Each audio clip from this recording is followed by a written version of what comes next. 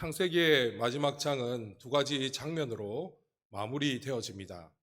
첫 번째 장면은 요셉과 형제들에 관한 이야기이고, 두 번째 장면은 요셉의 죽음에 관한 이야기입니다.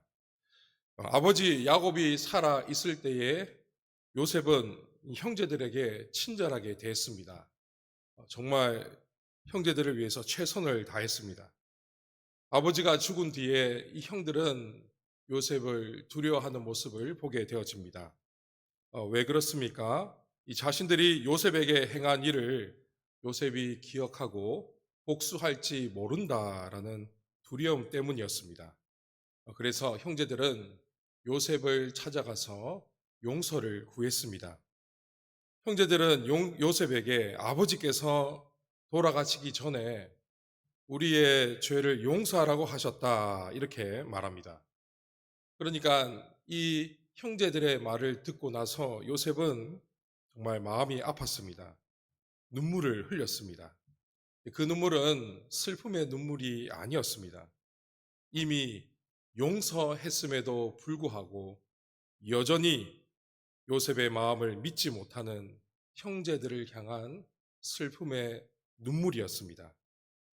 두 번째 장면은 요셉의 장례가 기록이 되어 있습니다.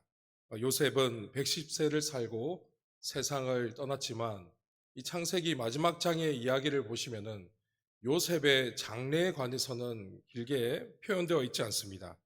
그의 죽음보다는 요셉의 유언을 강조하고 있습니다. PPT를 띄워주십시오. 창세기 50장 24절과 25절 말씀을 보면 요셉은 이렇게 유언을 했습니다.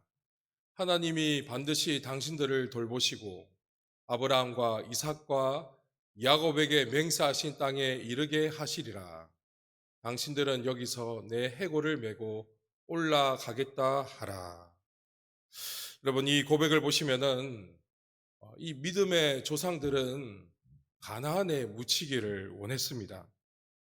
죽은 뒤에 어디에 묻히는가? 사실 이것이 큰 의미가 없는 것처럼 느껴질 수 있지만, 오늘 이 본문에서 요셉이 이 장례를 치를 때에 그의 후손들에게 유언하고 있는 그것은 이 장례를 통해서 자신의 신앙 고백을 하고 있는 것입니다. 나는 하나님의 약속을 믿었다. 그러니 너희도 하나님의 약속을 굳게 믿어야 한다라는 것입니다. 이 요셉의 유언이 대대로 전해지게 되었고 마침내 출애굽한 백성들이 뼈를 메고 가나안으로 올라갔을 때에 그 순간은 하나님의 약속의 세대를 잇는 순간이었습니다.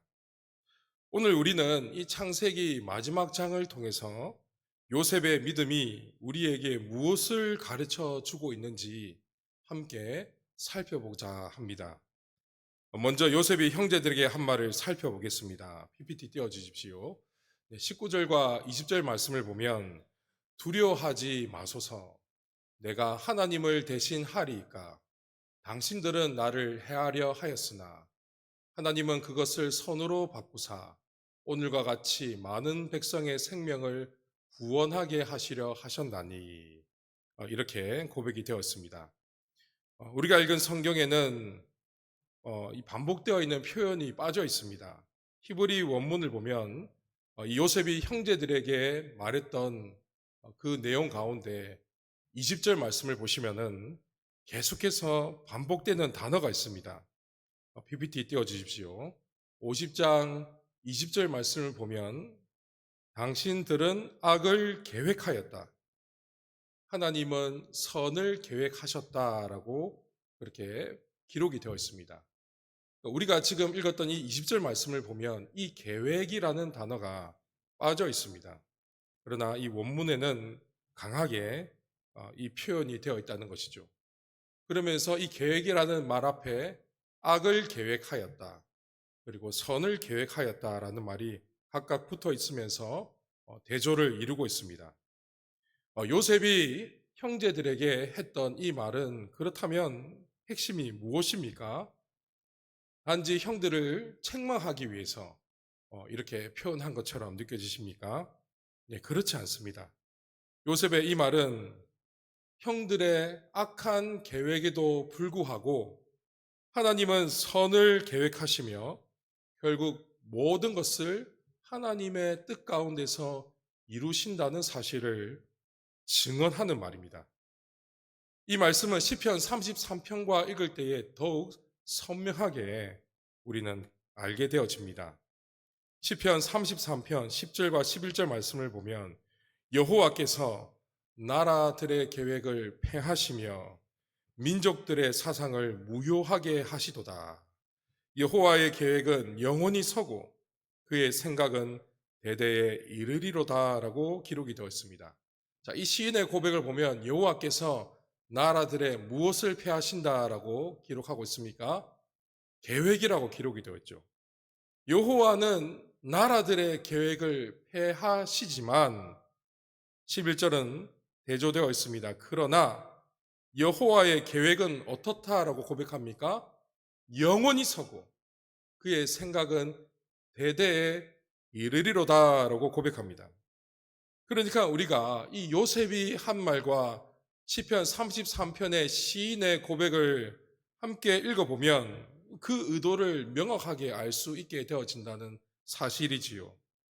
그것은 악인들이 아무리 계획을 세워도 결코 하나님의 계획을 막지 못한다는 것입니다. 악인들이 그 어떤 악한 생각을 하고 악을 행하기 위해서 계획을 세워도 결국 하나님의 선하신 계획이 이루어진다라는 고백입니다. 여러분, 이것이 바로 오늘 우리가 보았던 요셉의 신앙 고백입니다. 사랑하는 성도 여러분, 이 성도는 하나님의 선하심을 믿는 사람들입니다. 삶에서 어떤 문제를 만나더라도 우리는 하나님께서 선한 길로 인도하고 계심을 굳게 믿습니다. 하나님은 요셉의 형들의 악한 계획 속에서도 그 계획을 도리어 선으로 이루시고 요셉을 많은 백성들의 생명을 살리는 도구로 사용하셨습니다. 우리도 그렇습니다. 내가 처한 상황이 악할 때도 있고 내 주변에 있는 사람들이 악할 때도 있습니다. 심지어 내가 한순간에 정신을 잃고 스스로 악하게 될 때도 있습니다. 그러나 이 모든 악이 결코 하나님의 뜻과 선하신 계획을 무너뜨리지 못한다는 사실을 굳게 믿어야 합니다. 여러분, 하나님의 놀라우신 뜻과 그분의 계획을 믿고 의지하시기를 바랍니다. 요셉의 형제들의 악한 계획 속에서도 하나님은 요셉을 사용하셔서 많은 백성들의 생명을 구원하셨습니다. 세상의 모든 악이 우리 예수님을 십자가에 못 박았을 때도 마찬가지입니다. 모든 악한 것들이 사단이 우리 예수님을 십자가에 못 박게 했을지라도 하나님은 그 악마저 사용하셔서 자기 백성들을 구원하셨습니다. 여러분, 우리가 이 사실을 믿고 신뢰해야 합니다. 저는 오늘 이 말씀을 살펴보는 가운데 로마서 8장 28절 말씀이 계속해서 생각이 났습니다. 하나님을 사랑하는 자, 곧 그의 뜻대로 부르심을 입은 자들에게는 모든 것이 합력하여 선을 이루느니라. 여러분, 이것이 바로 요셉의 믿음이었다는 것이죠. 이 믿음을 우리가 본받아야 합니다. 내가 처한 상황이 정말 좋지 못하고 주변에 있는 그런 악한 사람들로부터, 악한 세력으로부터 고난을 당하고 힘들고 어려운 길을 걷는다라고 느껴질 때에도 우리는 무엇을 믿으면서 살아가야 하겠습니까? 그 가운데서도 하나님은 여전히 선하시고 우리를 좋은 길로, 선한 길로 인도하고 계신다라는 사실을 굳게 믿어야 합니다. 여러분, 이 믿음을 붙들고 살아가십시오. 내 눈앞에 보이는 상황과 현실을 바라보면서 좌절을 느끼며 절망하며 살아가는 것이 아니라 이 모든 현실 위에 하나님의 놀라운 뜻 가운데서 우리를 계속해서 선한 길로 인도하고 계시는 하나님의 손을 바라보시기를 바랍니다. 요셉은 하나님의 선하신 약속을 굳게 믿었습니다.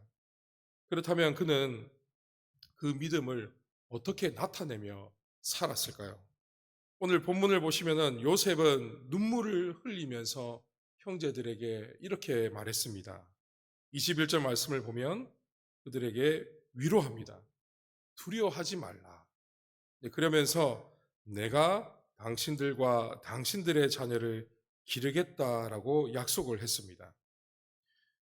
요셉이 형제들을 참고 용서할 수 있었던 이유가 무엇인 것 같습니까? 형제들을 믿었기 때문입니까? 네, 그렇지 않습니다. 요셉이 믿었던 것은 형제들이 아니라 그와 함께하고 계시는 하나님을 믿었기 때문입니다.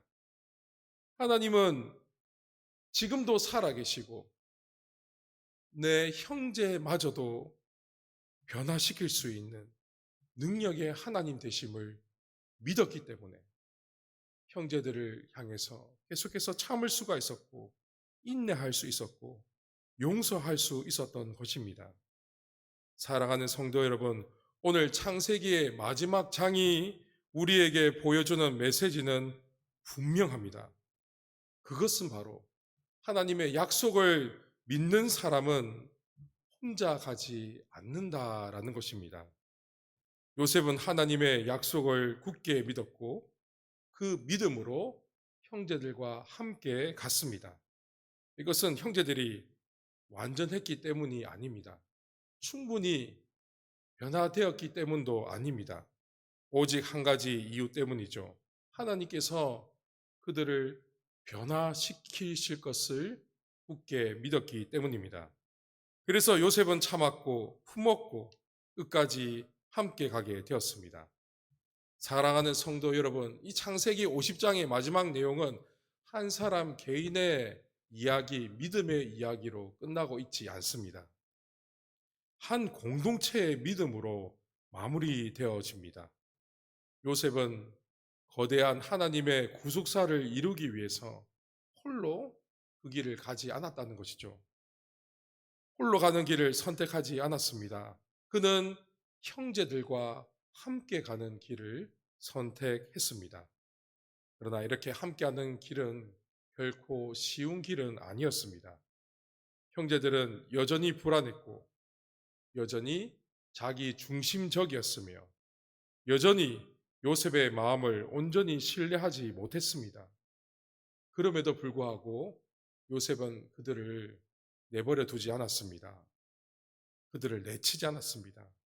왜 그렇습니까? 그것은 바로 그들은 여전히 부족하고 연약하지만 하나님께서 그들을 통해 장차 완성하실 하나님 나라 공동체라는 사실을 믿음의 눈으로 바라보았기 때문입니다. 오늘 우리 교회도 마찬가지입니다. 여러분, 지상에 있는 교회 가운데 완전한 교회는 존재하지 않습니다. 이 교회는 완전한 사람들의 모임이 아닙니다. 여전히 자기 중심적이고 상처를 주기도 하고 상처를 받기도 하고 부족한 사람들이 모여 있는 곳이 교회입니다. 하지만 우리는 함께 하나님 나라를 위해서 걸어가고 있습니다. 믿음의 길을 걷고 있습니다. 그것이 바로 무슨 이유 때문입니까? 서로를 믿고 신뢰하고 의지하기 때문입니까? 네, 물론 이런 마음도 필요합니다. 있어야 하죠. 그러나 무엇보다도 우리는 계속해서 하나님께서 우리를 변화시켜 주시고 또 우리를 통하여 수많은 영혼들을 구원하시며 장차 하나님 나라를 완성하실 것을 굳게 믿기 때문입니다. 그리고 하나님은 지금도 계속해서 살아 역사하시고 우리를 계속해서 빚어가시며 예수님을 닮아가도록 우리를 거룩한 삶을 살아갈 수 있도록 변화시켜 주심을 굳게 믿기 때문입니다. 하나님은 우리 공동체 안에서 사랑과의 그 관계 속에서 생겨나는 그 상처도 다 알고 계시고 그 상처를 회복시켜 주십니다. 우리 공동체를 계속해서 천국의 모형으로서 하나님 나라를 이 땅에 나타내는 그러한 공동체로서 계속해서 사용하고 계심을 굳게 믿기에 우리는 함께 믿음의 길을 걸어가게 되어집니다. 우리가 함께 걷는 길이 느리고 답답하고 때로는 상처를 주고 받을 수 있을 수도 있습니다. 하지만 하나님의 약속을 붙들며 걸으면 우리는 끝까지 함께 걸을 수 있습니다. 하나님의 약속의 말씀을 마음에 품고 믿음의 길을 서로 기대하며 함께 걸어가는 우리 성도님들이 되었으면 좋겠습니다. 우리 언양교회를 통해서 하나님께서는 이 지역 사회에 있는 수많은 영혼들을 구원하시고 또 장차 하나님 나라를 완성시키실 것입니다. 다른 누구를 통해서 이루어지는 것이 아니라 여기 있는 저와 여러분을 통해서 그 일을 이루실 것입니다. 그래서 여러분, 우리가 하나님의 약속의 말씀을 굳게 믿으면서 서로 함께 이 믿음의 길을 걸어가야 합니다. 약속의 말씀을 붙잡으십시오. 그러면서 옆에 있는 우리 지체들을 바라보시면서 정말 함께 이 길을 걷는 동력자로 바라보시고 하나님 나라를 위해서 함께 믿음의 길을 걸어가는 우리 모든 성도님들이 되시기를 주님의 이름으로 축원합니다.